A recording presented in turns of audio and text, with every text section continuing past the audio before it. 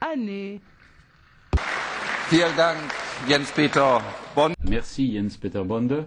Et maintenant pour le groupe IST, Monsieur Gollnisch.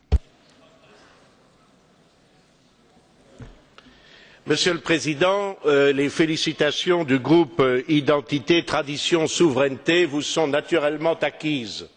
Elles sont acquises à votre personne, elles sont acquises à vos qualités humaines, à votre courtoisie et aussi aux espoirs d'une gestion impartiale de ce Parlement que nous formons.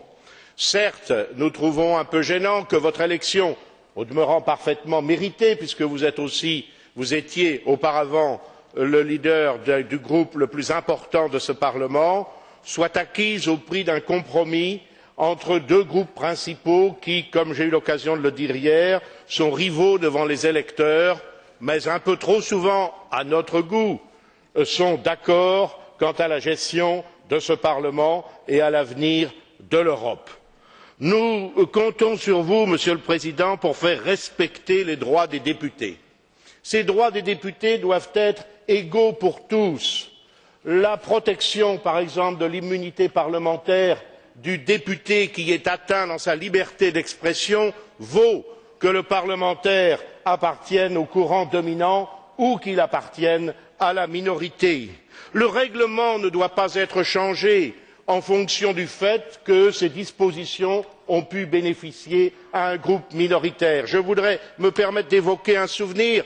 J'entendais ce matin le président de séance, notre doyen d'âge, M. Berlinguer, s'exprimer et conclure très rapidement en disant je ne puis prononcer de discours du doyen d'âge puisque le règlement me l'interdit. Le règlement lui interdit à la suite d'une modification qui a privé le doyen d'âge de cette faculté alors qu'il était de notre sensibilité. Il s'agissait du plus grand cinéaste français Claude Autant-Lara, après un discours peut-être sujet à controverse, et cette disposition du règlement a été modifiée. Il est fâcheux que cette mesquinerie nous ait privés d'entendre ensuite le discours qu'aurait pu prononcer Otto de Habsbourg ou ce matin le discours qu'aurait pu prononcer le doyen Berlinguer, même s'il n'est pas du tout naturellement des mêmes opinions politiques que moi-même. Enfin, Monsieur le Président, nous comptons sur vous pour nous défendre, pour défendre les droits et la dignité des députés. Votre prédécesseur, Pat Cox, avait su le faire quand, par exemple,